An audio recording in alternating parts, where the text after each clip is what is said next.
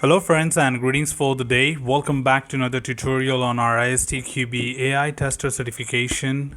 We are talking about chapter 5, the ML functional performance matrices, and continuing ahead with our next segment of it, which is 5.4, selecting ML functional performance matrices, and talking about the various ways and consideration to take into account to select the matrices. To talk about it, of course, we have a lot of things to be taken into account because we just can't blindly select the matrices because whatsoever we have discussed so far are the set of matrices what we have with us. But certainly there are a few factors which do influence them, and we have to be sure about what matrices are we trying to make use of for our purposes. So it is not normally possible to build an ML model that achieves the highest score for all of the ML functional performance matrix generated from a confusion matrix. Instead, the most appropriate ML functional performance matrices are selected as acceptance criteria based on the expected use of the model. Of course, we do understand so far after working on 5 chapters that AI-based learning and ML models are things which are still being explored to get the best out of it. And certainly there are a few things which we can't, promise that we can build up a best model possible for your purpose.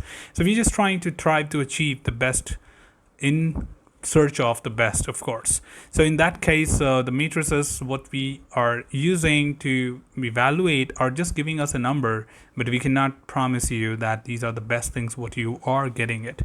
But of course, these can be used as a appropriate acceptance criteria to determine that what is the expectation from the given model. Now, this could be from different perspective, like to minimize the false positive, a high value of precision is required, whereas to minimize the false negatives and recall matrix should be high. So you can set up some acceptance criteria that what do you want to achieve from these matrices, and if you achieve that, that's what is the best thing what you can have right now. So the following criteria can be used when selecting the ML functional performance matrices, which are earlier discussed in 5.1 and 5.2 already. So number 1 is, of course, accuracy. This matrix is likely to be applicable if the data sets are symmetric, which means false positive and false negative counts and cost are similar. This matrix becomes a poor choice if one class of data dominates the others over the others, in which the case of the FN score should be considered when they are asymmetric. So generally, accuracy should be taken into consideration from the symmetric point of view, and which brings up the count and the cost of false positive and false negative similar.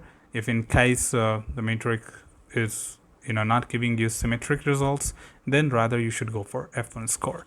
Similarly, for precision, this can be a suitable matrix when the cost of false positive is high and confidence in positive outcomes needs to be high. That's your acceptance criteria one way. A spam filter, where classifying an email as spam is considered positive, is an example where high precision is required. That how do you judge if with that example that this email is a spam? Now, as putting too many emails in the spam folder that are not actually spam will not be acceptable to most of the users. Incidentally, sometimes a valid email ID can also be considered as spam. So we are just talking about those parameters to be taken into consideration, that how precisely do you want these filter to work. When the classifier deals with situations where a very large percentage of cases are positive, then using precision alone is unlikely to be a good choice. So you can combine with accuracy or FN score to get it better. Recall, when it is critical that positive should not be missed, then a high recall score is important. So we are giving you anticipations that what is good for an ML model to make a judgment and what could be a valid set of acceptance criteria for you. For example, missing any true positive results in cancer detection and marking them as negative, like no cancer detected, is likely to be unacceptable. This is very, very crucial. So when we talk about the criticals in any domain, here cancer is something which could lead to the fatality of the patient, and the system is unable to detect that. That's a very tough thing to deal with.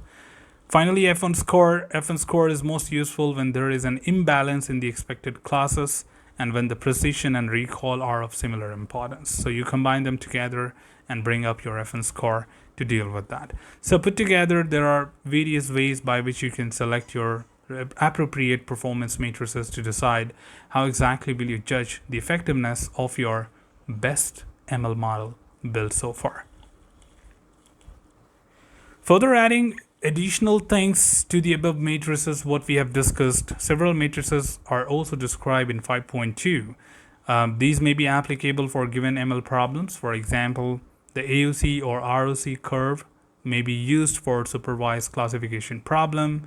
MSE and R squared may be used for supervised regression problems, and intercluster matrices or intracluster matrices and the Silhouette coefficient may be used for unsupervised clustering problems.